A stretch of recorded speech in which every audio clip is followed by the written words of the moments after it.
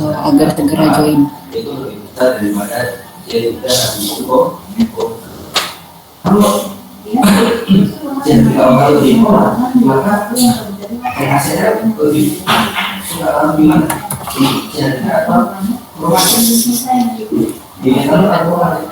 Absennya saya share di kolom chat ya. Silakan diisi absennya via Google Form. Isi kelas RA dan RB-nya sesuai dengan yang tertera disiapkan ya. Jadi kalau misalkan disiapkannya kelas RA berarti pilih kelas RA seperti itu. Walaupun kuliahnya sekarang baru.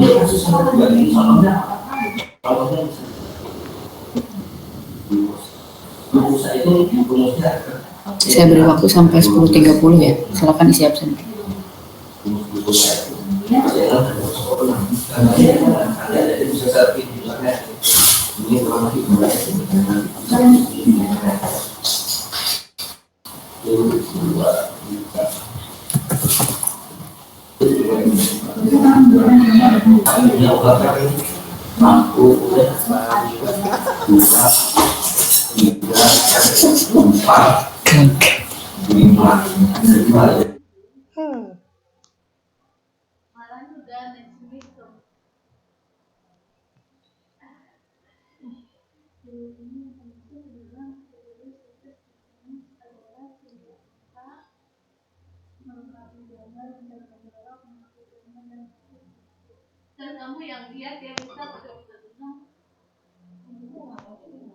Hah?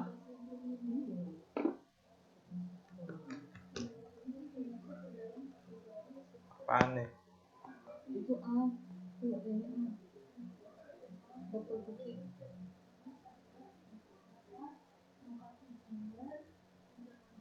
Lagi nanya dulu. Di Mutiara apa di Mutiara?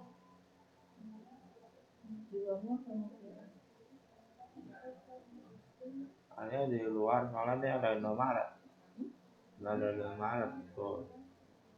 Indomaret, Pangkalan. Jalan raya itu ya? Jalan Raya. Dia Jalan Raya.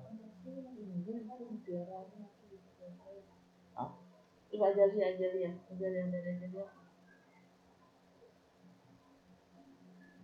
Masa kita jadi ya? Tapi kan ini dua arah kan? Dua arah. Kan dari Pasar Pocong kemana arahnya? Kalau keluar sana seberang mama nggak mau, tapi kalau masuk di Mutiara dalam masih mau. Mama naik motor Di luar mas, ke luar mana? di luar sana ada yang arah Villa 3 yang jalan raya rame itu loh. Kayaknya Villa 3 di atas mau ke Villa 3 ini, soalnya ada masjid ini loh, masjid yang Villa 3 itu loh.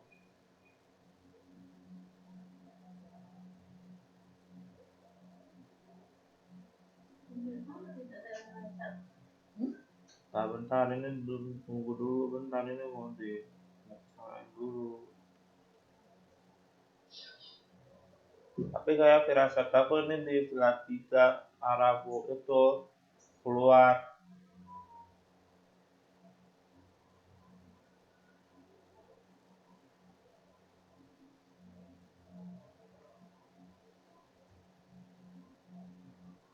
Iya mah, yang arah keluar Villa 3 yang masuk ke Bumi Utara itu loh.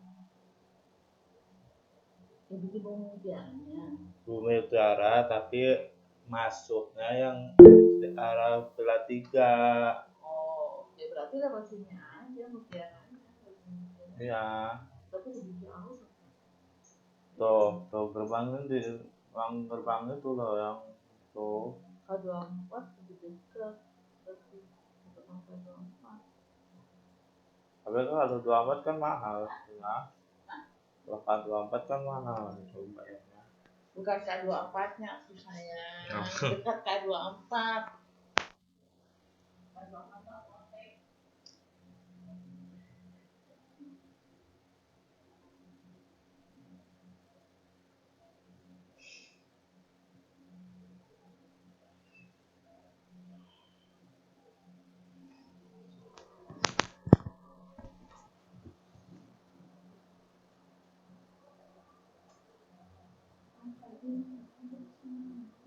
Oke, kita mulai ya kuliahnya.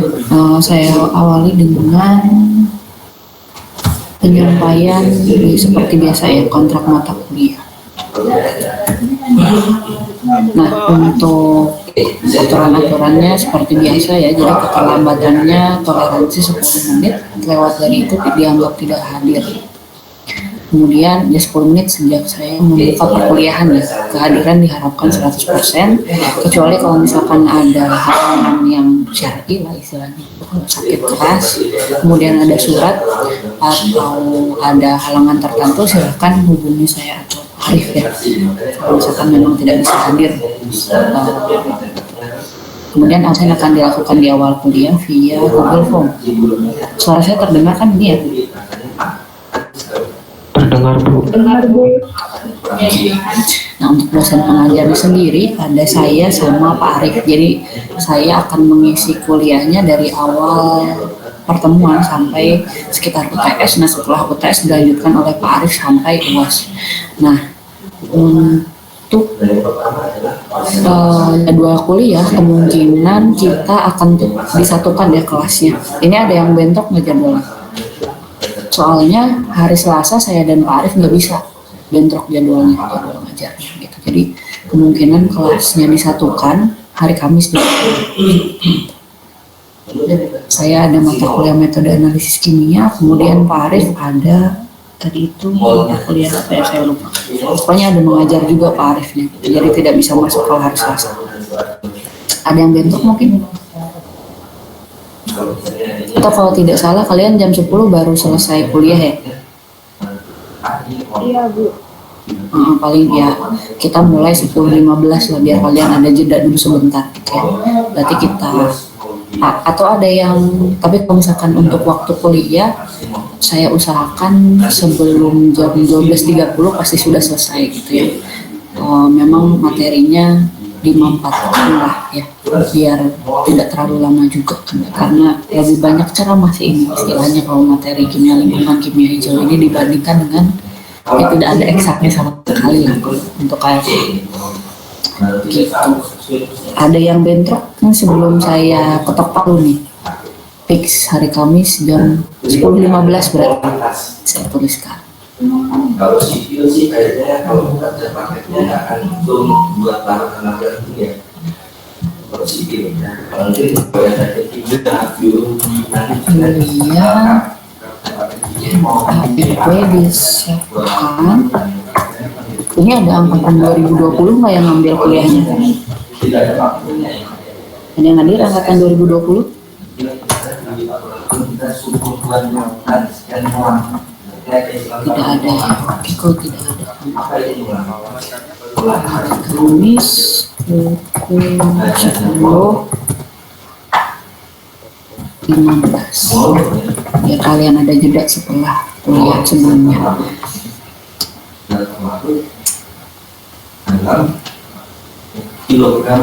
Nah, seperti biasa kalau misalkan memang ada yang bingung saat kuliah dipersilakan untuk langsung bertanya ya. Kemudian nama akunnya harus dengan nama asli. Kalau tidak dilengkapin tidak masalah. Yang penting harus nama asli. Nah, untuk KLKH sendiri ya, penilaiannya itu diambil dari UTS, UAS sama presentasi ya. Jadi nanti kalian di akhir itu ada project. Jadi kalian harus cari mengenai isu lingkungan yang berhubungan dengan kuliah yang kita lakukan gitu. Kemudian kalian harus cari solusinya. Jadi kalau misalkan masalah pencemaran air laut misalkan akibat minyak kapal tanker minyak yang bocor seperti itu. Nah, kalian jelaskan tuh dampak-dampaknya terhadap biota laut, kemudian dampaknya bagi itu transportasi ya, perairan seperti itu. Jadi tidak hanya dilihat dari segi makhluk hidup, tapi dari segi ekonomi segala macam gitu isu lingkungannya. Nah, setelah itu kalian harus cari solusi, kira-kira solusi seperti apa yang baik untuk isu tersebut seperti itu ya. Jadi nanti di akhir setelah saya menyampaikan pengantar mata kuliah, silakan saya akan membagi kelompok ya untuk presentasi nanti.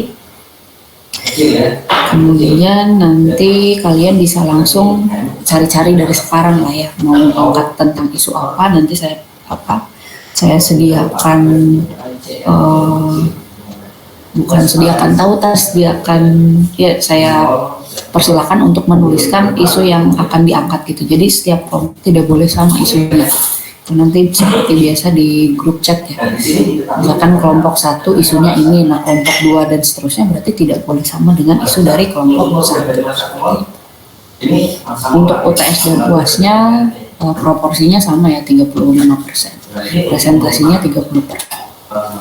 Nah, untuk semua kuliahnya dilakukan ujiannya dilakukan di course kimia lingkungan, kimia hijau di kuliah.itera.ac.id.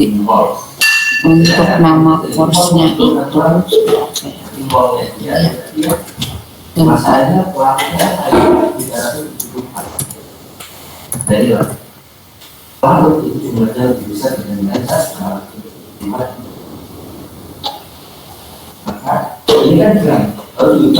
nah ini nama course-nya KI 3215. Itu nama course-nya, enrollment fee-nya KI 3215.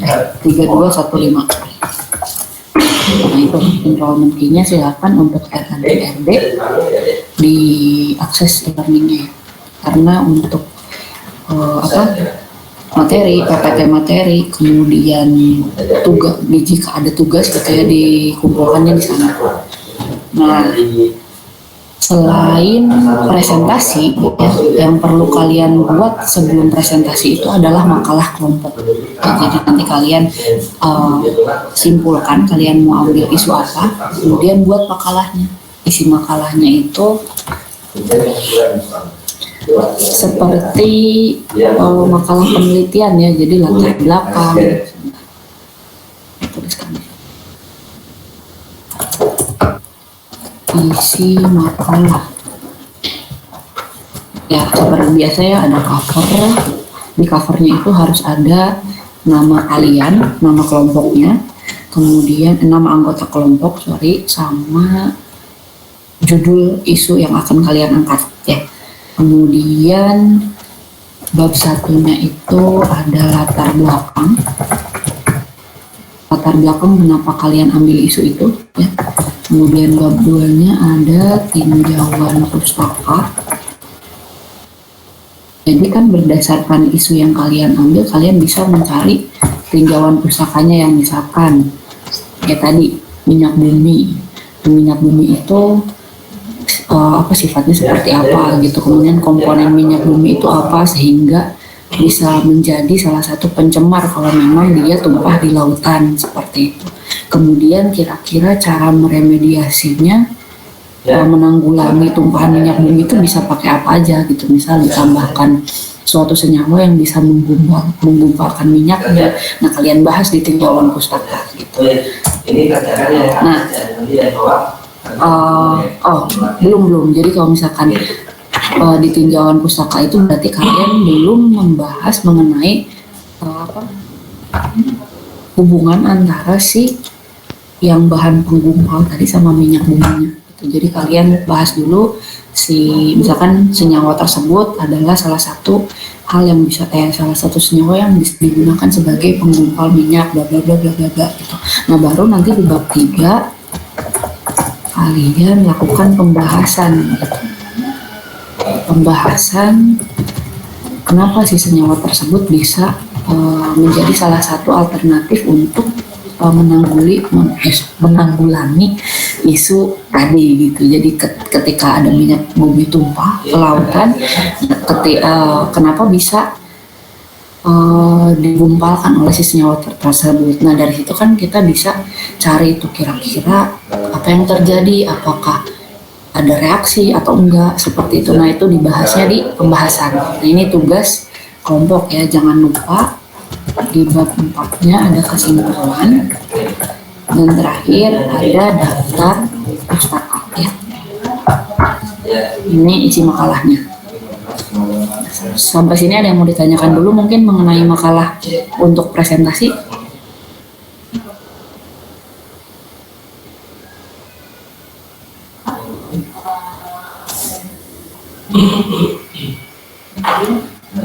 Ada yang mau ditanyakan? Belum, Bu. Belum. Oke. Saya lanjutkan. Nah, untuk pustakanya bisa dilihat di sini ya. Bisa diambil dari web ini, web American Chemist Society (ACS). Terus ada juga handbooknya, ini bisa kalian cari. Kemudian ini pokoknya dasar-dasar materi yang kami ambil dari sini gitu ya. Jadi kalian bisa coba baca bukunya. Atau kalau kalian punya sumber lain mengenai analisis untuk air, udara, tanah, kemudian tentang kimia lingkungan, kimia hijau seperti itu ya, bisa kalian baca gitu, karena pasti nanti ujung-ujungnya sama aja.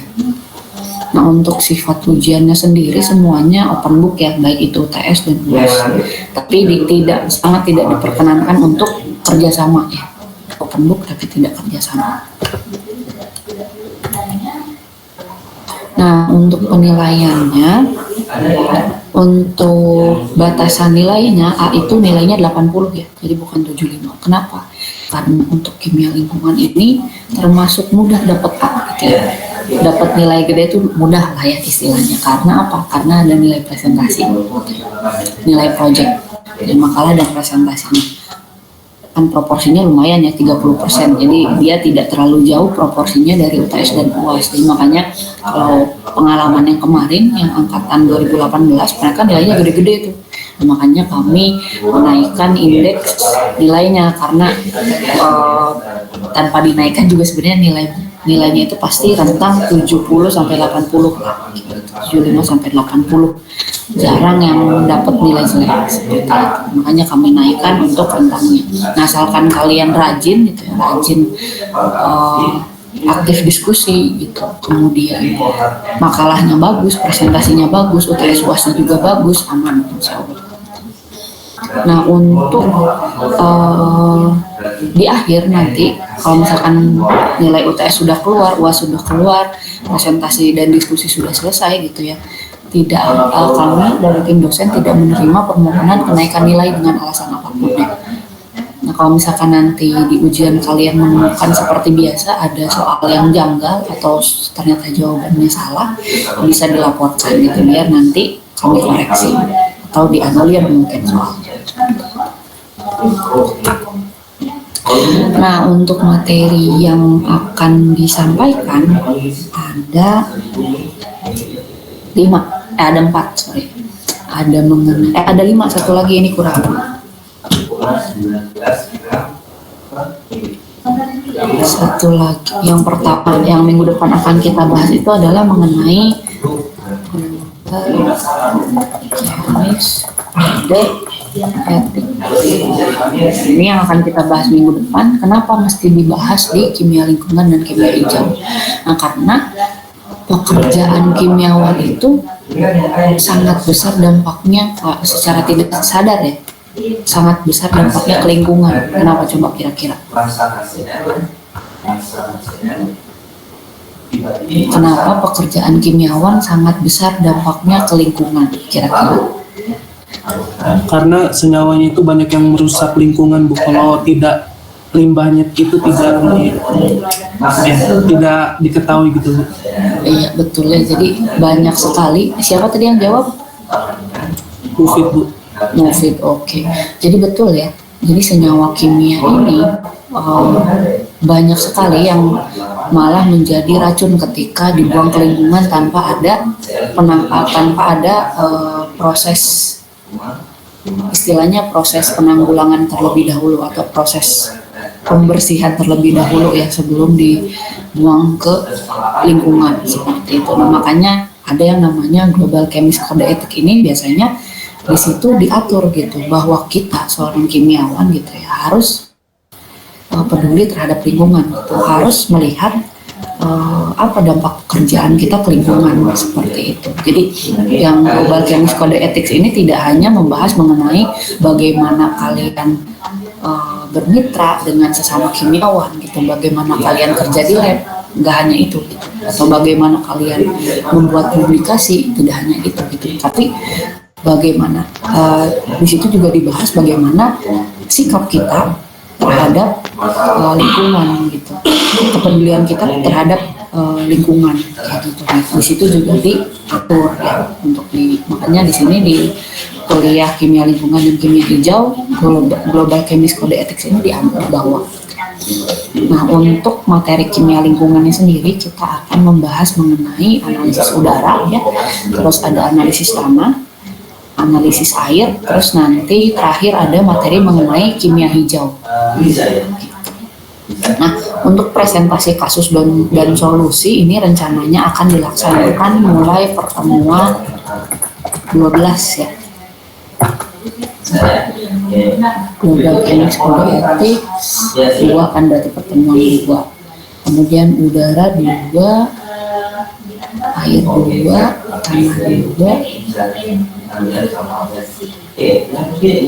kimia hijau cukuplah pertemuan 12. Nanti mungkin kalau misalkan materinya lebih cepat selesai ya berarti kita lebih cepat berpindah ke presentasi ya, ke kegiatan presentasi. Tapi di awal kami dari tim dosen rencananya untuk presentasi itu dilaksanakan pada pertemuan 12. Jadi dari pertemuan 12, 13, 14, 15 4 pertemuan.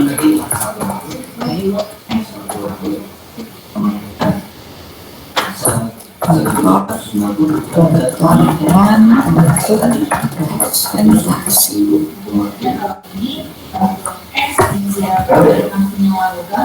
Nah, ini saya mau lihat dulu nih total ada berapa orang. Ini sudah absen semua belum? Ada 84. Di sini yang join ada 88 dikurangi saya 2, 86. Ada yang double device nya ini. Yang belum absen segera absen ya. Saya share ulang nih. Link kuliahnya.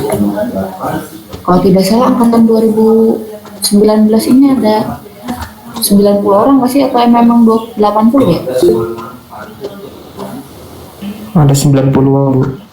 Nah, coba diingatkan lagi teman-temannya apakah memang tidak mengontrak atau gimana gitu.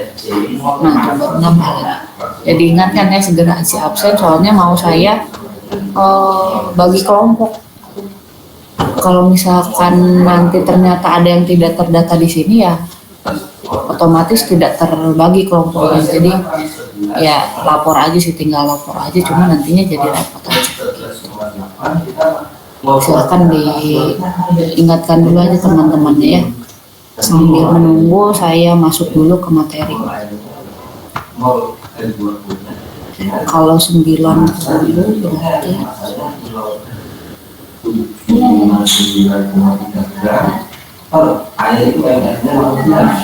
Izin bertanya, Bu. ya silakan. Untuk KLKH sendiri ini berapa SKS ya, Bu? 3 SKS. Kalian ketika kemarin KRS milihnya yang 3 SKS atau 2 SKS?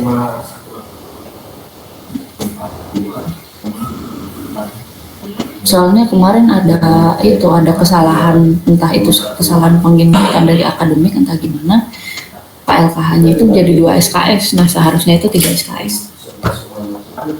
Jadi kalau misalkan nanti ada yang ternyata di KRS-nya masih KLKH yang 2 SKS, silakan PRS ya, ganti sama yang 3 SKS.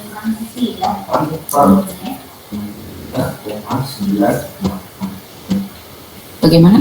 Ada lagi yang mau ditanyakan?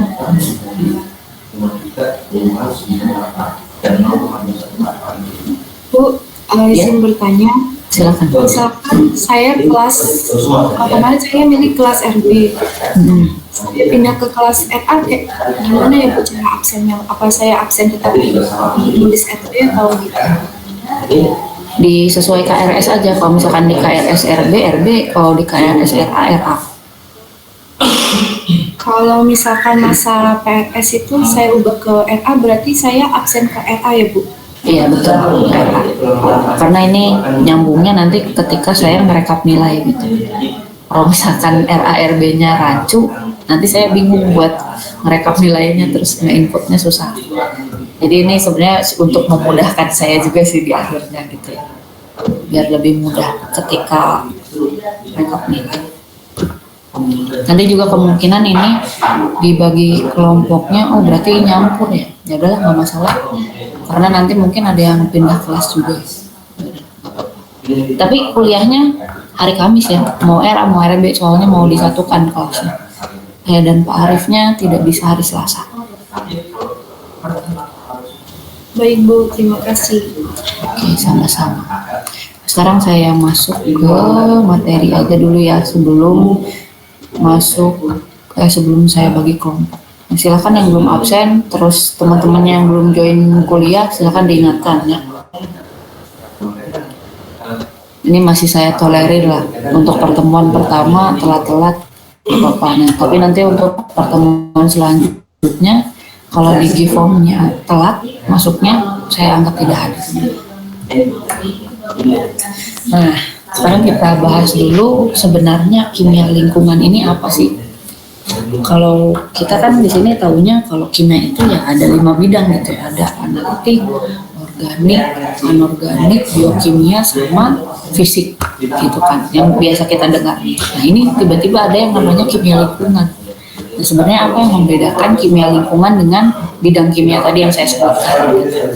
Nah jadi kimia lingkungan ini adalah ilmu kimia, cabang ilmu kimia yang menggunakan pendekatan multidisiplin. Apa itu multidisiplin? Jadi dia menggunakan lebih dari satu bidang kimia untuk misalkan kalau misalkan kalian mau analisis lingkungan gitu. Jadi ketika kalian mau menganalisis air misalkan ya, kalian tidak cukup hanya dengan satu bidang kimia aja yang kalian terapkan ketika analisis. Jadi kalian nggak bisa hanya menerapkan misalkan bidang kimia analitik gitu, untuk menganalisis data dari air yang akan kalian ambil sampelnya gitu. Nah, tapi untuk kimia lingkungan ini kita menggunakan semua bidang untuk pendekatannya gitu. Jadi ketika kita analisis air, kita lihat dari segi kimia analitiknya, kita lihat dari segi anorganiknya. Berarti kan kalau analitik biasanya kita menentukan kadar-kadar, bisa logam gitu, bisa jadi kadar COD, BOD gitu ya. Terus kalau misalkan dari segi anorganik, nah ini masih juga berhubungan dengan tadi logam. Nah tapi mungkin kalau di anorganik sendiri lebih ke jika di dalam air tersebut, misalkan air sungai tersebut ada logam ini nih. Nah kira-kira dampaknya ke lingkungan itu seperti apa gitu? Apakah itu berbahaya gitu? Atau ketika si logam tersebut ada di dalam perairan, dia akan mudah bereaksi dengan suatu senyawa yang ada di dalam air sehingga menjadi berbahaya seperti itu. Nah itu dilihatnya dari segi kimia anorganik gitu. Biasanya kan kalau logam-logam itu akan membentuk suatu senyawa kompleks ya, kalau dia bereaksi dengan ligannya. Nah, sedangkan di air itu kan segala macam ada gitu. Nah, itu ion positif, ion negatif, kemudian ligan-ligan mungkin yang seperti amina kayak gitu. H2O juga kan ligannya. Cl- itu udah pasti ada di dalam air gitu. Nah, ketika ada logam berat misalkan, terus dia bereaksi dengan salah satu ligan yang ada di dalam air, kemudian dia menghasilkan senyawa yang berbahaya. Nah itu kan dampaknya ke lingkungan juga, tidak hanya ke lingkungan gitu, bisa juga ke makhluk hidup. Nah, kemudian dari segi organik, nah kita tahu sendiri kan kalau di air itu segala macam terlarut lah istilahnya gitu, senyawa organik, senyawa anorganik gitu. Nah berarti kita bisa bahas dari segi organik, yaitu bahan-bahan yang terlarut di airnya gitu. Apa dampaknya dengan keberadaan bahan organik itu dan lain-lain seperti itu. Atau kita mau lihat apakah memang misalkan ada suatu bahan organik, buangan dari apa itu pabrik pembuatan tahu atau pembuatan tempe misalkan, ternyata dia berbahaya gitu. Nah kita tes apakah di dalam air itu ada atau tidak si bahannya, si senyawa organiknya, itu kan bisa dicek juga.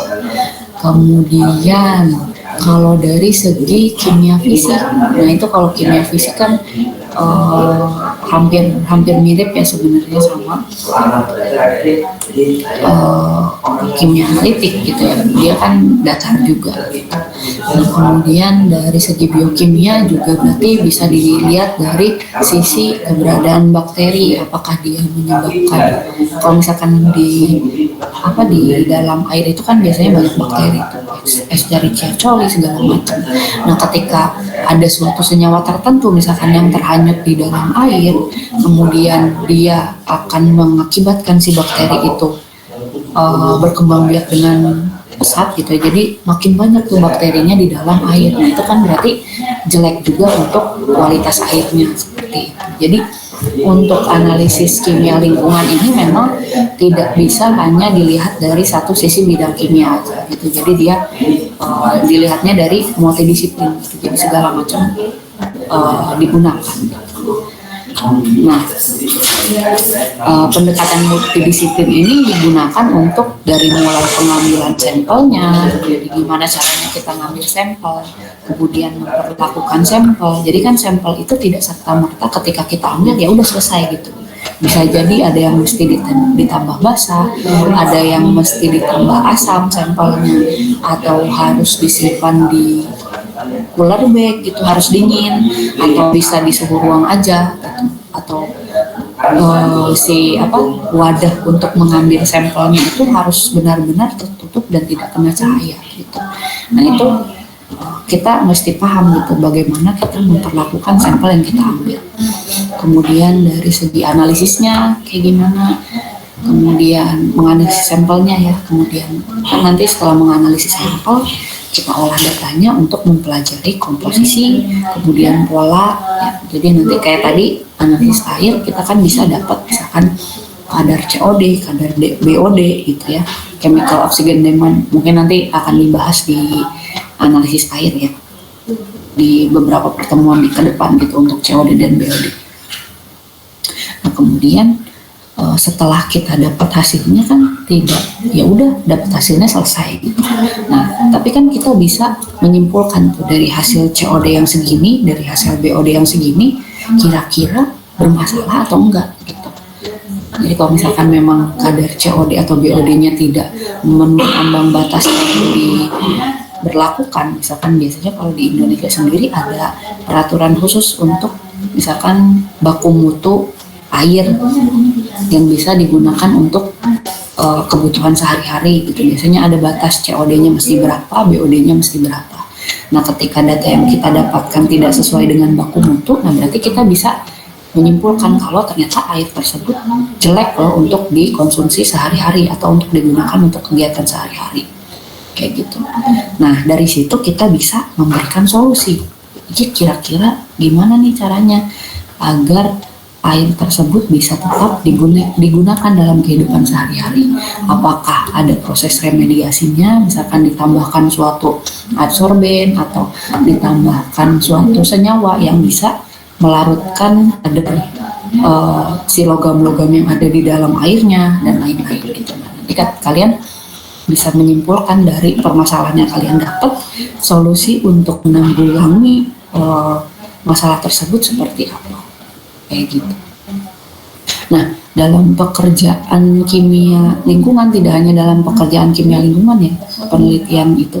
Jadi penelitian kimia apapun biasanya kita tanpa sadar kita punya pertanyaan ini.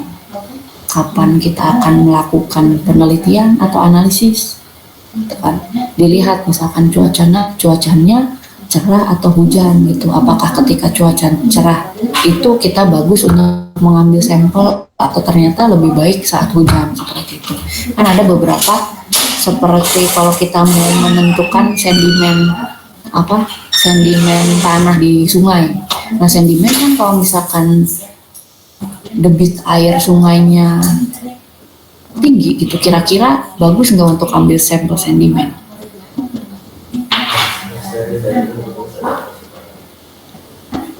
Kira-kira sedimen itu apa coba? Atau kalian tidak tahu sedimen itu apa? Sedimen tanah yang ada di air. Endapan bukan Bu? Iya betul, endapan. Nah kira-kira kalau misalkan kita ngambilnya ketika hujan gede tuh, kira-kira valid nggak tuh datanya? Atau bagus nggak kira-kira kita bakal dapat data kadar sedimennya? Enggak Bu. Enggak, kenapa? Kenapa kira-kira?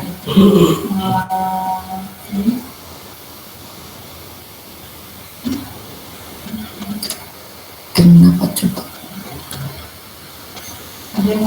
Nanti sampelnya bisa aja terbawa oleh air, Bu. Iya betul. Jadi karena si debit airnya besar, nah biasanya kalau akan terjadi istilahnya pengenceran gitu kan. Kalau kita kalau kita di lab aja ya misalkan nggak di lab lah, teh lah ya. Misalkan teh di gelas nih, awalnya sedikit. Terus kita tambahin air ya, jadi encer kan berarti jadi kadar teh yang ada di dalam airnya akan berkurang. Bukan maksudnya akan lebih sedikit ketika kita ambil 5 mili dari situ. Beda halnya dengan kita ambil 5 mili dari teh yang masih pekat gitu. Pasti kan akan terdeteksi lebih banyak tehnya. Kayak gitu sama sedimen juga.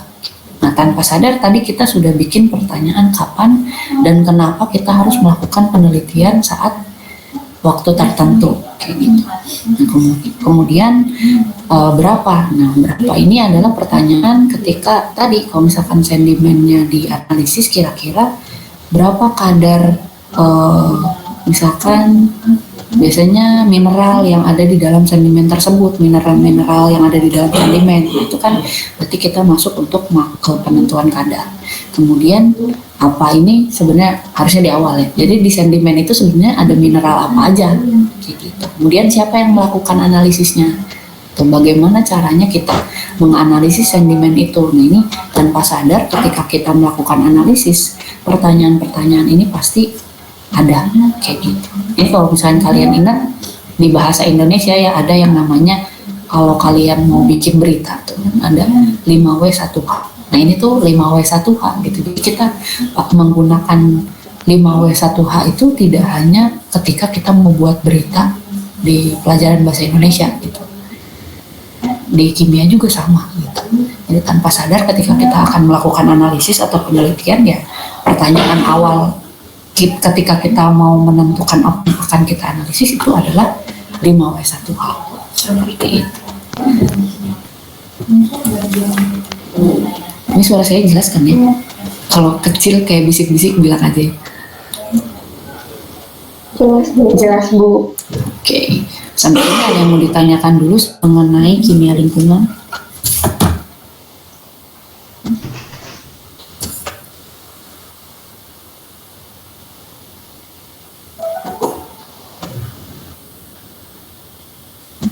Sebentar ya.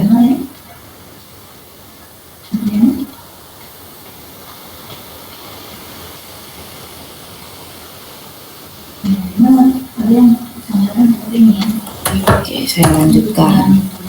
Nah, kalau misalkan kita mau analisis kan harus ada sampel ya. Nah, untuk sampel yang jenis sampel yang akan dianalisis sendiri, kita hanya membaginya menjadi dua ya. Ada sampel organik atau sampel yang mengandung bahan organik sama sampel anorganik. Jadi untuk jenisnya kita hanya melihat dari segi organik atau anorganik gitu. Nah untuk sumber sampelnya sendiri kita bisa ambil dari limbah. Kemudian kalau limbah kan udah jelas ya buangan dari baik itu rumah tangga, bisa dari industri seperti itu. Industrinya skala kecil, skala besar. Kemudian dari perairan, nah perairan ini kan bisa jadi perairan yang memang nyambung dengan buangan dari suatu industri atau dari rumah tangga gitu. Kemudian dibahas dulu nih perairan. Nah kalau misalkan kalian lihat ya, misalkan ini sungai ini ternyata dia jernih nih. Kalau misalkan secara dilihat langsung gitu ya, kalian bisa menyimpulkan ini kira-kira bagus apa enggak airnya kualitasnya. Bagus Bu, karena dia jernih. Karena jernih. Nah tapi ternyata di sini kalau misalkan kita tidak cari tahu asal usul, misalkan di hulunya ada apa, biasanya kan kalau air itu mengalirnya dari hulu ke hilir gitu ya. Nah ternyata di hulunya itu ada semacam tambang emas. Di sininya dia jernih airnya, tapi ternyata di hulunya ada tambang emas nih. Nah kita harus hati-hati gitu, bisa jadi kan kalau di tambang emas ketika menambang emas biasanya ada juga merkuri ya biasanya. Nah kalau misalkan ternyata di sini walaupun airnya jernih ternyata mengandung merkuri gitu. Jadi kalian tidak bisa menyimpulkan secara oh ini jernih nih airnya bagus gitu. Tapi kalian harus lihat dulu asal usulnya gitu. Air ini mengalirnya dari mana? Di hulunya ada apa? Gitu. Kalau di hulunya ada industri atau tambang emas segala macam, walaupun di sini airnya jernih, kita harus curiga gitu. Kenapa? Pasti ada senyawa yang ikut larut dari buangan, baik itu dari industri maupun dari tambang tadi, kayak gitu. Jadi tetap aja kalau misalkan memang di hulunya tidak aman, kita tidak boleh langsung menyimpulkan kalau air ini walaupun dia jernih aman. Gitu. Makanya harus dilakukan analisis lebih lanjut biasanya untuk membuktikan bahwasannya airnya memang aman atau tidak. Gitu. Nah itu jadi kalau misalkan untuk kimiawan sendiri harus istilahnya bukan harus curigaan ya harus curiga gitu ya. Ketika kita menemukan sesuatu yang baik-baik saja, nah kita perlu juga nih menelusuri kok dia bisa baik-baik aja sih. Dilihat dari asal usulnya dia dari mana. Asal jangan nang bayi. Jadi kita bisa menyimpulkan kalau memang benar dia baik-baik saja ya benar gitu. Kalau misalkan ternyata ada sesuatunya kita bisa tahu, kita bisa analisis salahnya itu di mana. Nah kemudian lahan, ini masuknya ke analisis tanah ya. Kalau kalian pernah lihat ya, ada misalkan jagung di lahan A, ternyata dia pohonnya itu hasilnya tinggi-tinggi, tapi jagungnya bijinya jelek kayak gitu. Kemudian jagungnya tidak manis. Nah tapi di lahan B misalkan pohon jagungnya itu tidak terlalu tinggi, itu pendek, tapi ternyata jagung yang dihasilkan manis, kemudian bagus, kayak gitu bijinya. Nah, sebenarnya itu tidak hanya dipengaruhi dari jenis bibit yang ditanam. Nah, kalau misalkan bibitnya sama, tapi ternyata hasilnya beda, kan pasti kita punya pertanyaan, kok bisa gitu? Padahal bibitnya sama, hanya beda lahan aja tempat nanamnya. Gitu. Tapi hasilnya bisa sejauh itu gitu, yang satu manis yang satu enggak. Nah, itu berarti kita harus analisis kira-kira di tanahnya ada apa gitu. Atau misalkan pupuk, dari segi bibit pupuk misalkan sama semuanya, nah ternyata hasilnya tetap beda, berarti ada sesuatu di lahannya, berarti ada suatu kandungan tertentu di dalam tanah yang menyebabkan ketika kita menanam jagung di situ hasilnya itu bagus kayak gitu. Nah itu kita bisa lakukan analisis tanah dari situ dasarnya. Kemudian udara, nah ini kalau udara sudah sangat jelas ya. Jadi kalau di perkotaan sama pedesaan itu sangat jauh ya. Jadi kalau di perkotaan biasanya pagi-pagi aja udah butek istilahnya gitu, udah banyak asap segala macam. Berarti kan kualitas antara udara di perkotaan sama di desa gitu ya udah beda jauh yang pasti. Nah itu juga biasanya akan mempengaruhi tingkat kesehatan dari masyarakatnya. Kenapa? Karena kan biasanya kalau di udara yang tercemar itu pasti banyak partikulat dan gas-gas berbahaya yang ada di udaranya. Kemudian terhirup oleh manusia bisa jadi menyebabkan penyakit seperti gangguan pernapasan, asma, kemudian ada kanker segala macam. Beda halnya dengan di desa. Karena udaranya bersih, tidak banyak kendaraan, tidak banyak gas buang, pasti biasanya masyarakat desa itu biasanya umumnya biasanya lebih sehat gitu. Kalau dari segi penyakit pernapasan gitu biasanya akan lebih sehat gitu. Itu juga bisa dijadikan sebagai dasar analisis kenapa kalian harus melakukan analisis udara gitu. Jadi dari pertimbangan itu.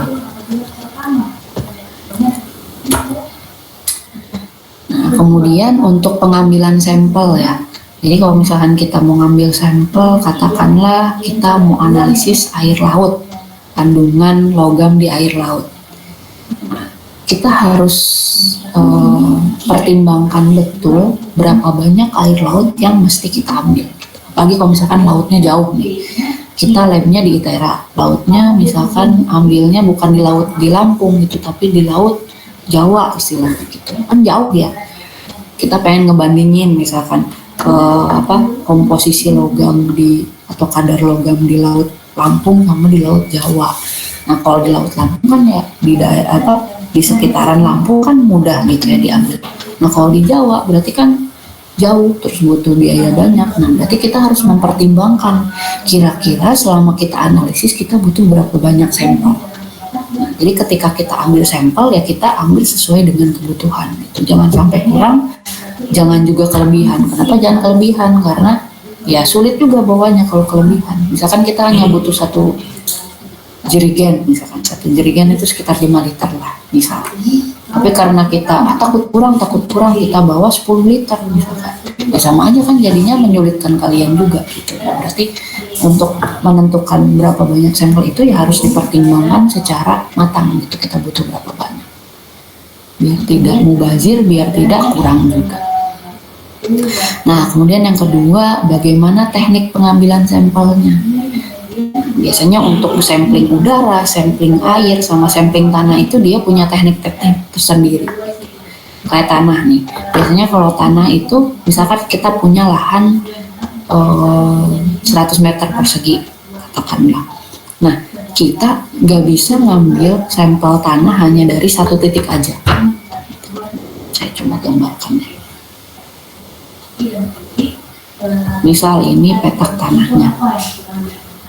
Nah, kita nggak bisa hanya ambil sampel tanahnya dari tengah gitu, nggak bisa. Tapi kita harus ambil dari sini, biasanya diambil titik-titik tertentu gitu ya, minimal 3 titik biasanya.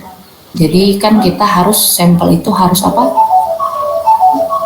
Pernah nggak sih belajar teknik sampling?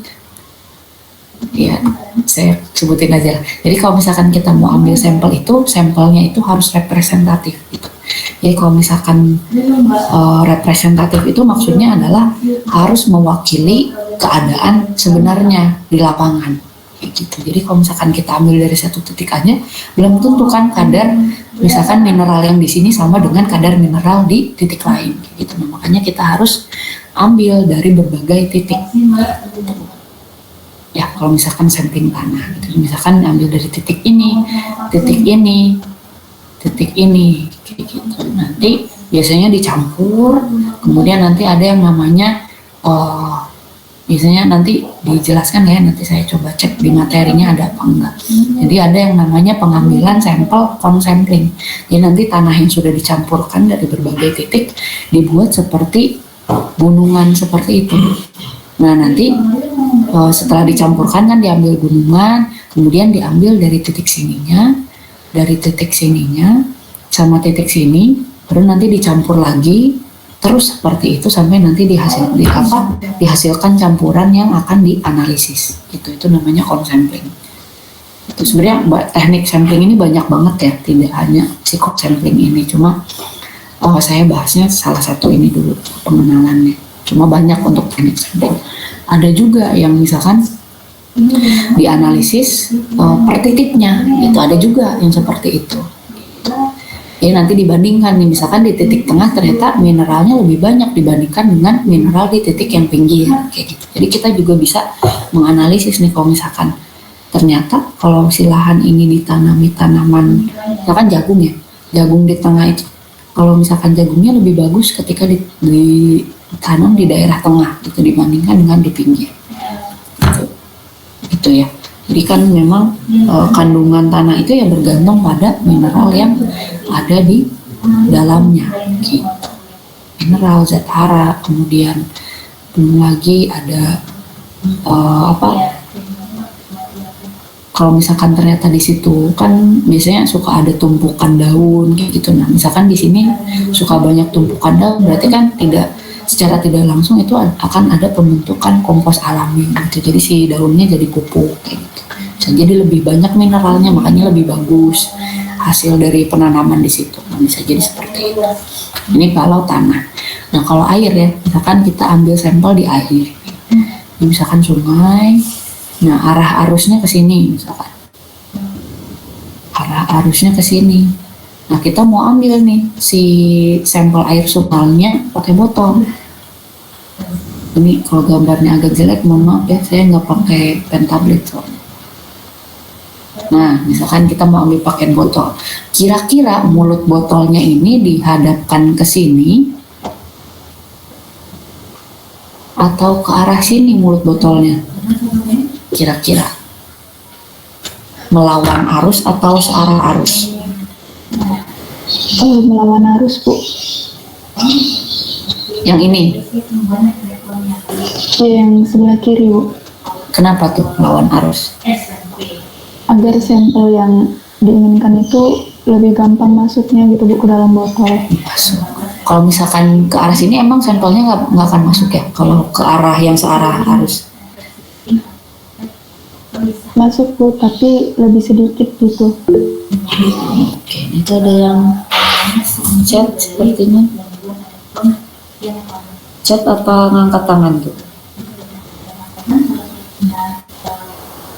Tadi rasanya ada yang bunyi.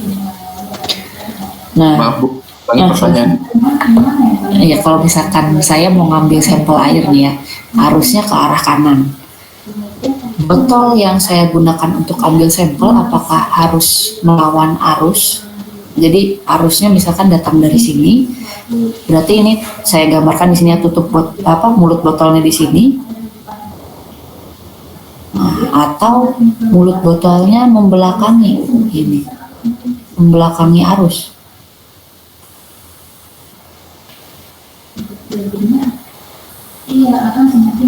Kira-kira tadi ada yang bilang katanya menghadap arus biar sampelnya masuk. Ada lagi pendapat lain?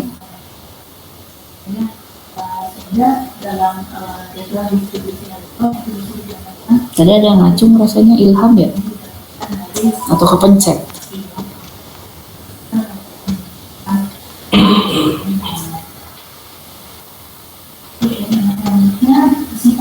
Gimana? Atau setuju sama yang Harus searah nggak, Bu? searah? Berarti membelakangi ya, yang ini ya? Ya, Bu, membelakangi arah arus. Kenapa kira-kira? Soalnya kalau misalnya dia tutup botolnya itu berlawanan sama arah arusnya gitu, dia nanti yang keambil tuh nggak cuma si sampelnya, Bu. Jadi lah apa sih sampel tanpa, maksudnya yang bukan analitnya juga itu nanti bakal masuk ke dalam botolnya, Bu. Hampir mendekati, saya sempurnakan ya. Jadi yang betul adalah yang ini. Jadi searah arus atau membelakangi, si botolnya itu membelakangi arusnya. Kenapa? Sebenarnya kalau misalkan dari segi analit kita nggak bisa menentukan ya apakah memang analit yang kita inginkan itu masuk ke dalam botolnya atau enggak gitu, karena kan di air sendiri banyak sekali gitu yang yang terkandung di dalamnya kayak gitu. Tapi kita lihat dari segi partikulat atau adanya pengotor lain selain air yang akan kita ambil. Contoh misalkan di sini airnya katakanlah banyak yang mengambangnya ya, kotoran-kotoran. Kalau kita ambil si mulut botolnya melawan ya. Jadi nanti air dan kotorannya langsung masuk ke botol kan ya. Gitu. Jadi nanti kotorannya yang sebenarnya tidak kita inginkan itu akan ikut masuk. Nah, beda halnya ketika kita posisikan mulut botolnya seperti ini. Gitu. Nanti yang akan masuk ke sini itu ya airnya aja gitu. Ya pengotornya ya bisa lewat atau kita bisa lebih cepat untuk menarik botolnya agar si pengotornya tidak masuk kayak gitu. Jadi meminimalisir agar si pengotornya tidak ikut masuk. Nah, makanya ketika kita mau mengambil sampel yang betul adalah posisi yang ini. Jadi si mulut botolnya itu searah arus dan botolnya membelakangi arusnya. Gitu ya. Jadi yang betul yang posisi yang ini. Nah, kemudian bagaimana penyimpanannya? Apakah bisa di suhu ruang, jadi kita langsung bawa aja gitu, nggak masalah, atau harus pakai cooler box gitu. Tapi rata-rata kalau sampel air itu baiknya itu disimpannya di cooler box. Kenapa? Karena kalau misalkan di suhu ruang, dia nanti kepanasan segala macam. Nah, itu biasanya akan mempengaruhi kandungan kadar-kadar, bisa jadi CBOD, COD gitu. Nah, biasanya akan terpengaruh gitu kalau misalkan suhunya misalkan terpapar terpapar cahaya matahari, kemudian dia suhunya naik seperti itu. Kemudian di mana posisi pengambilannya? Kayak di sungai, apakah kalian ambilnya di hulu atau di tengah-tengah atau di hilir, di daerah muara gitu. Jadi kalian harus tuliskan gitu, kalian ngambil sampelnya di mana. Nah, lebih bagus lagi kan sekarang sudah ada GPS ya. Jadi kalian buat titik di GPS-nya, nah misalkan titik koordinat, nah, kalian ambil sampel di koordinat itu. Gitu. Biasanya kalau misalkan sampling, tinggal bawa HP aja gitu, bawa GPS, nanti ketika kalian ambil sampel di titik itu, kalian pin titiknya. Jadi pin, nah jadi nanti kalian punya data nih. Kami kemarin ngambil sampel di titik ini, titik ini, titik ini. Gitu. Terus nanti penamaan sampelnya pun berarti berdasarkan titik yang kalian ambil. Kemudian yang harus ada lagi itu datanya adalah kapan sampelnya diambil. Ya. Ini sangat diperlukan. Kenapa? Karena sampel itu biasanya ada batas waktunya. Misalkan dia dalam 1 minggu ternyata akan menyebabkan sampelnya rusak kayak gitu. Atau ternyata dalam kurun waktu 1 hari pun sampelnya rusak gitu. Nah, makanya harus ada label kapan kalian ambil sampelnya. Biasanya di botol sampelnya. Nah, untuk penyimpanan sendiri bisa jadi kalian harus butuh botol plastik seperti ini, atau harus di botol kaca, atau botolnya harus gelap. Nah, itu tergantung pada sampel yang kalian ambil. Itu ada yang bocor gitu ya. Dan nanti ini berlaku juga untuk saat kalian penelitian ya. Jadi kan pasti kalian nanti ada yang namanya ambil sampel. Kita ambil sampel untuk dianalisis di laboratorium. Nah, itu kalian harus beri nama betul tuh sampelnya, diambil kapan, di mana, kemudian bagaimana kalian packing sampelnya sampai bisa dibawa ke lab gitu. Jangan sampai ketika kalian sudah ambil sampel, nyampe di lab sampelnya rusak gitu. Kemudian misalkan kalian sudah beberapa kali ambil sampel tuh, ternyata kalian lupa, lah ini sampel yang baru, yang lebih baru diambilnya yang mana. Nah, jangan sampai seperti itu gitu. Karena itu akan merugikan kalian sendiri gitu. Kalian harus ambil ulang sampelnya. Pahit-pahitnya kalau misalkan sampelnya sudah dianalisis gitu, terus kalian mau analisis ulang, ya otomatis harus ambil sampel ulang, analisis ulang juga gitu. Tidak bisa meneruskan karena kalian nggak tahu sampel yang kalian akan analisis lagi itu yang mana gitu.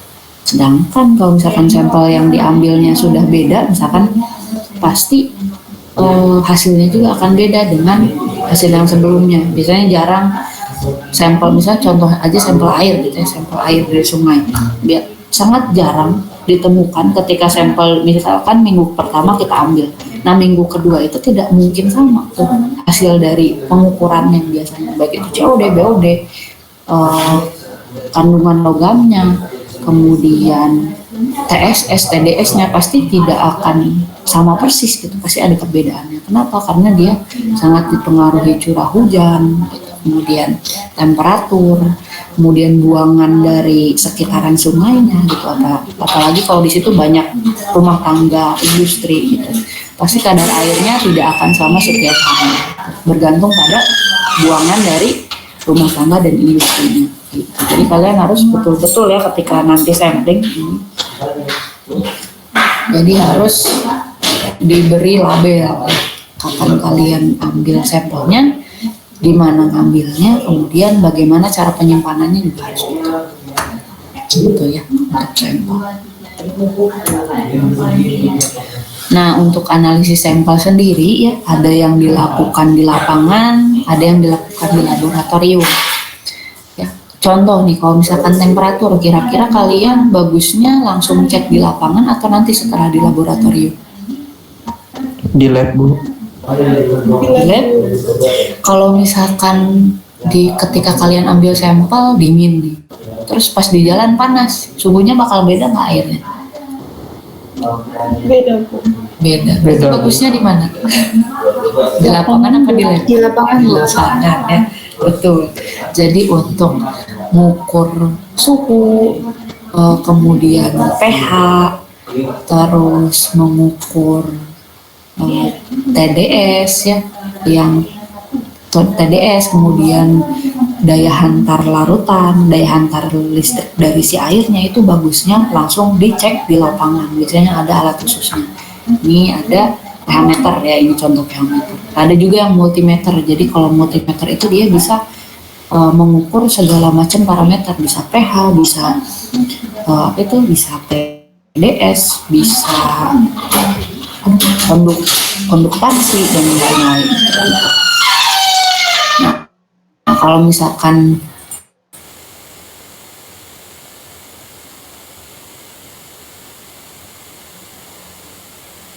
yang di lab itu biasanya yang dianalisis adalah kalau sampelnya sudah bisa sungai ya, bisa ngecek COD, BOD, nah itu bisa di lab. Atau kandungan logam itu kalian bisa pilih, bisa di lapangan, bisa di lab. Tapi kalau di lapangan kalian butuh alat khusus, biasanya ada pakai ESI ya, elektroda selektif ion. Nah itu bisa langsung analisis biasanya kalau ESI-nya bagus. Tapi kalau ESI-nya jelek, lebih baik dibawa ke lab biar bisa dianalisis dengan HAS atau ICP gitu ya. Jadi itu lebih akurat biasanya kalau dipakai instrumen yang seperti AAS atau ICP kalau untuk logam. Tapi kalau misalkan untuk biasanya kalau misalkan kalian butuhnya analisis rutin, biasanya kalau kalian bawa ESI pun jadi gitu. Jadi nanti ada alat khususnya untuk ukur kadar itunya, tinggal disambungkan dengan elektroda selektif ion.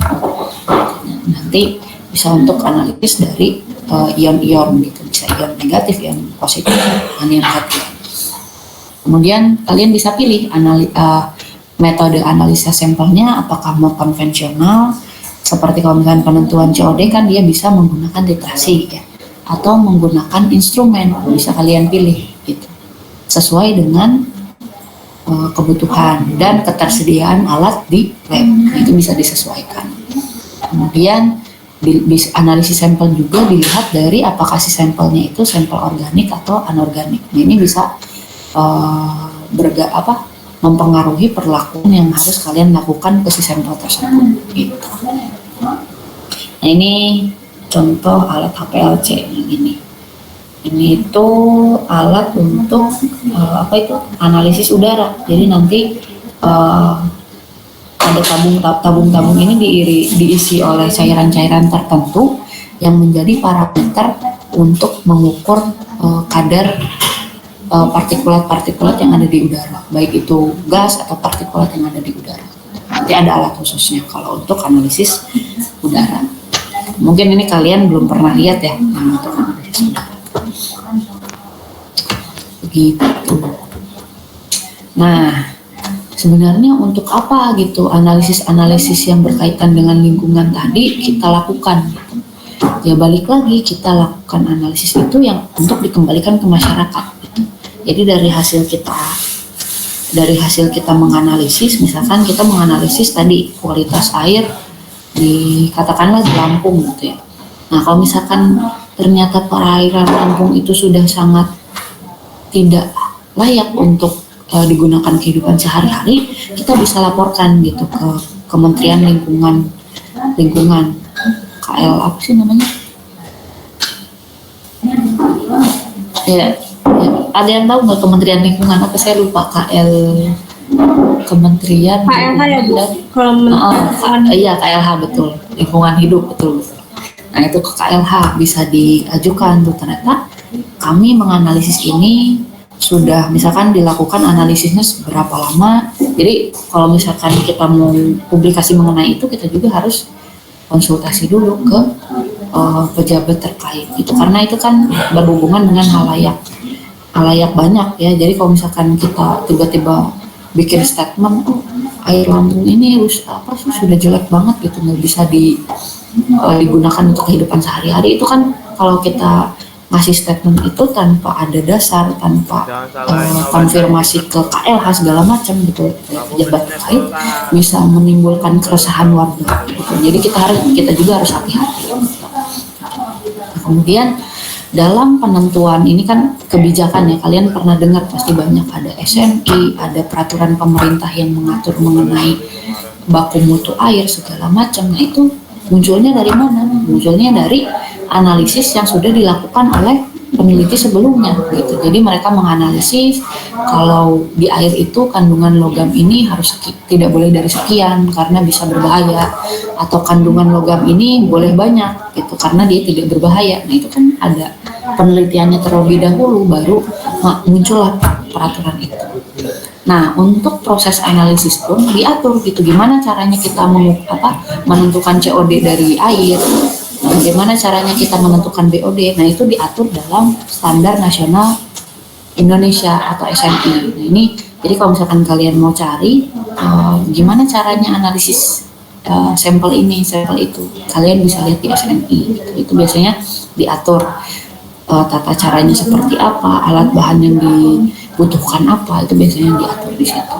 Cara kerjanya gimana, kemudian instrumen yang digunakan apa, apakah konvensional atau pakai instrumentasi modern seperti itu. Biasanya ada di SNI. Nah kemudian yang mengeluarkan nilai ambang batas juga bisa Kementerian Kesehatan ya, kayak tadi muncullah peraturan pemerintah, bisa jadi WHO atau Kementerian Lingkungan Hidup. Nah itu berdasarkan penelitian yang dilakukan mengenai analisis lingkungan, digunakanlah sebagai dasar pembuat kebijakan seperti itu. Nah tapi sebelum itu butuh juga yang namanya statistik analis. Kenapa? Karena kan kalau misalkan kita katakanlah kita habis menganalisis tadi ya, kita masih bicara mengenai analisis perairan, misalkan perairan. Nah ternyata di perairan A masyarakatnya diare, banyak yang ada beberapa yang diare. Nah kita tidak boleh menyimpulkan bahwa perairan itu sudah tidak layak gitu digunakan untuk misalkan mandi, minum seperti itu. Nah kita harus lihat dulu secara statistik berapa orang yang kena diarenya, apakah memang sampai sekecamatan atau sekabupaten itu kena diare, atau memang cuma segelintir orang aja gitu. Harus dilihat gitu. Kalau segelintir orang aja kan kita bisa tracer tuh, bisa selidiki tuh kira-kira apakah memang gara-gara perairannya yang kotor atau ada faktor lain gitu. Jadi kita tidak bisa langsung membuat kebijakan tanpa melakukan analisis dari statistik ya. Kemudian apakah metode yang kita gunakan sudah benar gitu. Kak Dewi baru join. Apakah metode yang kita gunakan sudah benar, misalkan untuk mengukur COD dari air, apakah metodenya sudah benar dengan titrasi, apakah memang cara kerja titrasinya seperti ini, itu kan harus dicek juga gitu. Kalau misalkan cara kerjanya salah, ya berarti hasilnya juga tidak valid kan ya gitu. Kemudian yang terakhir, apakah memang hasil yang kita dapatkan itu dapat dipercaya atau tidak, nah, itu kan harus dibuktikan juga gitu.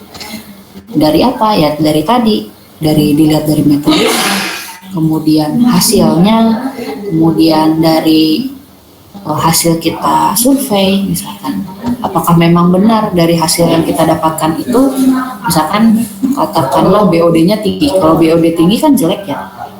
Nah dilihat di survei itu lingkungan sekitar perairan itu, apakah memang mereka mengalami penyakit tertentu gitu ya, yang diakibatkan oleh bakteri atau enggak gitu, kayak diare tadi. Nah, kalau misalkan ternyata mereka banyak yang sehat-sehat aja, berarti kan hasil yang penelitian kita ya kurang valid seperti itu. Bukan tidak valid ya, tapi kurang valid gitu. Ada sesuatu yang tidak sesuai. Itu ya misalkan dilihat dari kebijakan. Sekarang kita masuk, tadi kan kita bahas mengenai kimia lingkungan ya. Sekarang kita masuk ke kimia hijau. Nah kimia hijau ini pasti kalian sering dengar ya, kimia hijau itu apa. Kalau kimia hijau ini adalah suatu desain dari produk kimia dan proses yang mereduksi atau mengeliminasi penggunaan atau hasil senyawa berbahaya. Nah, untuk kimia hijau ini ada 12 prinsip. Nah, ini nanti akan dibahas di perkuliahan selanjutnya. Ini hanya pengantar aja kan. Nah, ini yang seringkali disalah kaprah, ya. Kimia hijau dan remediasi. Kimia hijau itu tidak sama dengan remediasi, ya. Kalau kimia hijau itu dia lebih ke langkah pencegahan. Gimana caranya biar tidak ada pembuangan senyawa berbahaya ke lingkungan, kayak gitu. Jadi kita cegah dulu sebelum si senyawanya dibuang, gitu. Si senyawa berbahayanya dibuang. Nah, kalau remediasi itu adalah langkah perbaikan. Jadi dia, kalau istilahnya kalau industri gitu ya, dia udah keburu ngebuang limbahnya ke lingkungan. Nah, kalau remediasi itu berarti gimana caranya agar limbah yang sudah dibuang tadi dikurangi atau diremediasi, istilahnya dihilangkan senyawa berbahayanya agar tidak berbahaya bagi lingkungan. Kayak gitu. Jadi bedanya kimia hijau itu lebih ke pencegahan. Jadi hal-hal apa yang mesti kita lakukan agar lingkungannya aman. Tapi kalau misalkan remediasi itu lingkungannya sudah keburu kena bahayanya gitu, kena dampaknya. Gimana caranya kita memulihkan lingkungan gitu. Itu ya bedanya kimia hijau sama remediasi.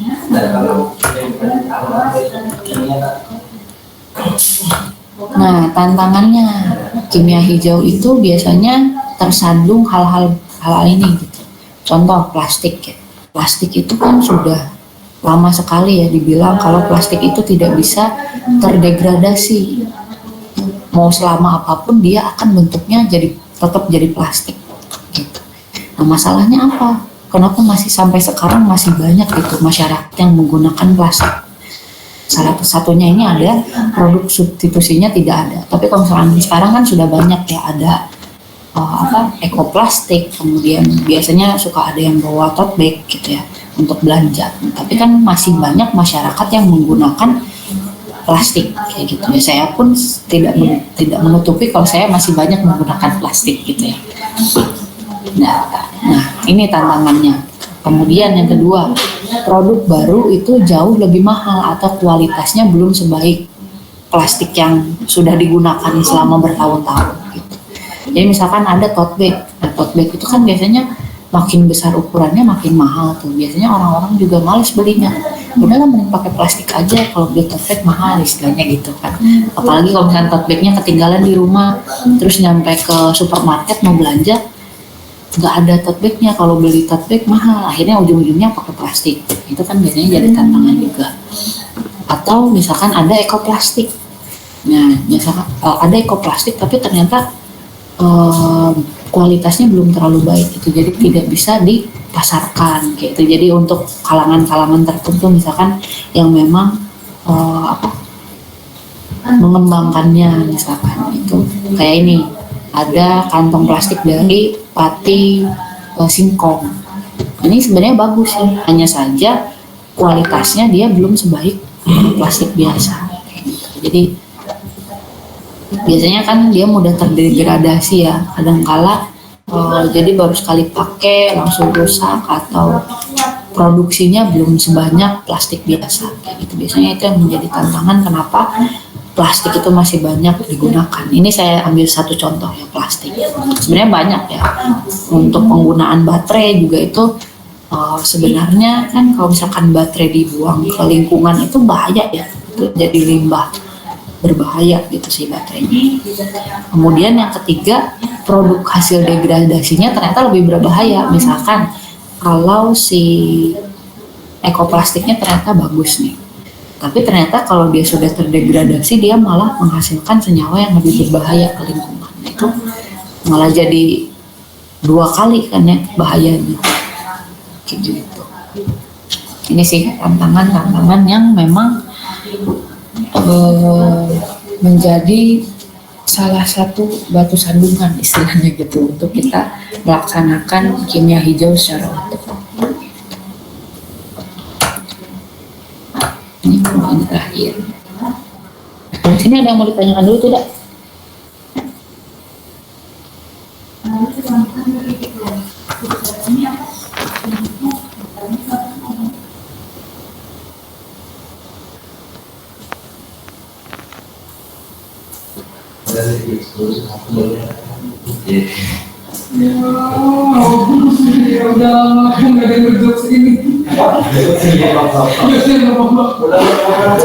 Nah, sekarang kita bagi kelompok ya. Kalau tidak ada yang mau ditanyakan, karena ini masih pengantar juga, pasti kalian paham lah yang saya maksud.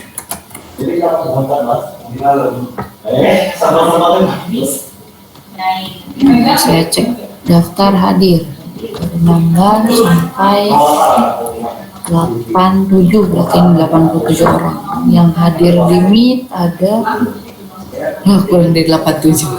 Oke. Ini kalau 4 pertemuan berarti kira-kira bagusnya 3 kelompok pertemuan ya. 3 sampai 4 kelompok lah ya, kan ini 2 jam ya. 4 kelompok lah ya. Berarti dari 8.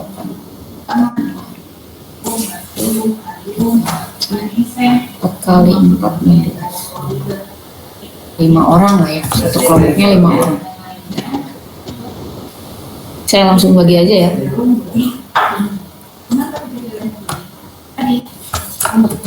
2, 3, 4, 5.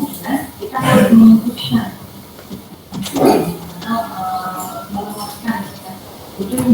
2, 3, 4, 5.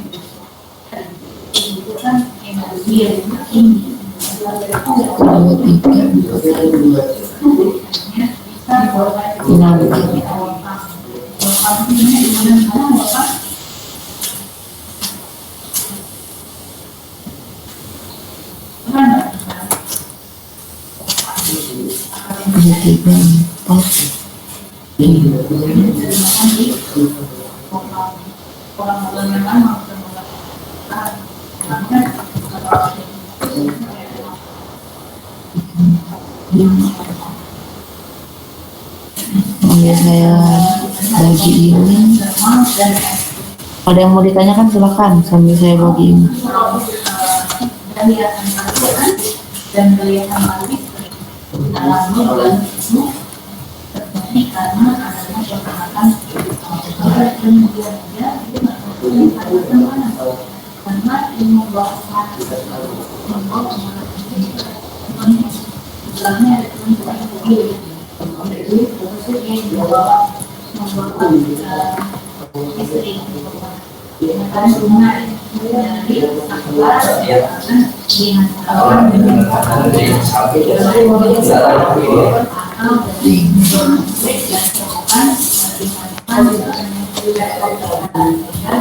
Ntar ini udah ada berapa kelompok nih? 1, 2, 3.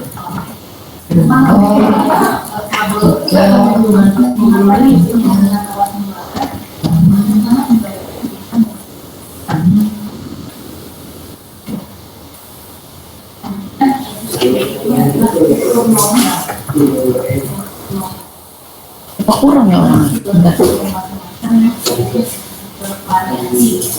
Berarti kalau 5 orang per kelompok 9.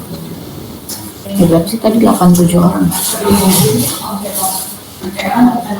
Nah nambah tuh 89 dibagi 5.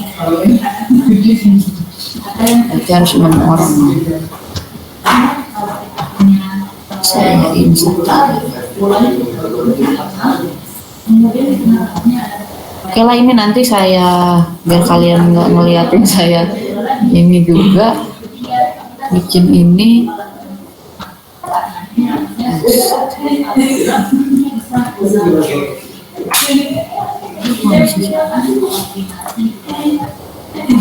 Oke lah, nanti ini kalau kelompoknya akan saya bagi dulu, nanti saya umumkan kayak di grup. Kalau misalkan tidak ada yang mau ditanyakan, saya tutup saja dulu perkuliahannya. Minggu depan mungkin, ini kan cepet ya mulainya, lama telat mulai, tapi cepet selesainya karena memang hanya pengantar aja. Ini untuk kelompok nanti saya umumkan di grup ya. Kalau misalnya sudah selesai, ini langsung saya selesaikan. Dan tadi kan saya sudah jelaskan ya pembuatan makalahnya seperti apa, kemudian presentasinya. Nah, jadi nanti saya sampaikan dari awal ya. Jadi untuk presentasinya kalian buat dalam bentuk video ya, jangan presentasi langsung. Saya sampaikan dari sekarang biar nanti tidak ada alasan saya tidak memberikan arahan untuk membuat video. Saya sampaikan dari sekarang.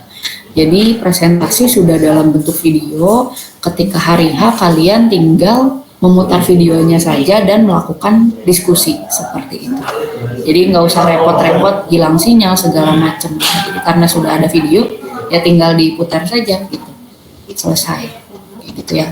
Jadi makalah itu pengumpulannya itu seminggu sebelum, makalah dan video itu pengumpulannya ini kita kuliah hari Kamis ya.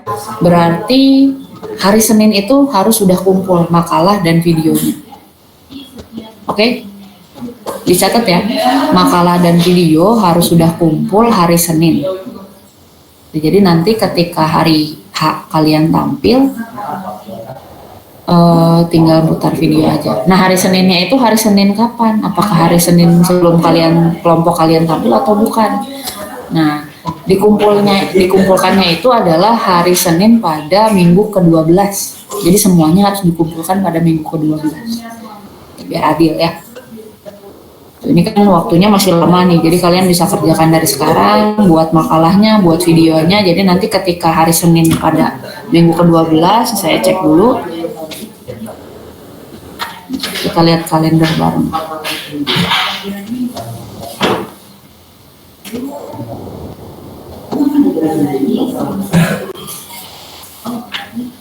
Nah, ini kan berarti minggu pertama ya. Minggu pertama, minggu kedua, ketiga, keempat, kelima, keenam, ketujuh, ke-8, 9, 10, 11, 12. Nah, berarti tanggal 18 April paling lambat video dan makalahnya sudah dikumpulkan. Nanti saya buatkan tautan untuk mengumpulkannya. Nah, videonya yang dikumpulkannya apa? Linknya aja. Nggak usah apa itu? Nggak usah videonya dimasukkan ke drive ya. Linknya aja disisipkan di PPT yang akan kalian gunakan nanti. Jadi nanti yang dikumpulkan itu si makalah, PPT yang akan divideokan, yang berisi link video. Jelas? Jelas Ibu.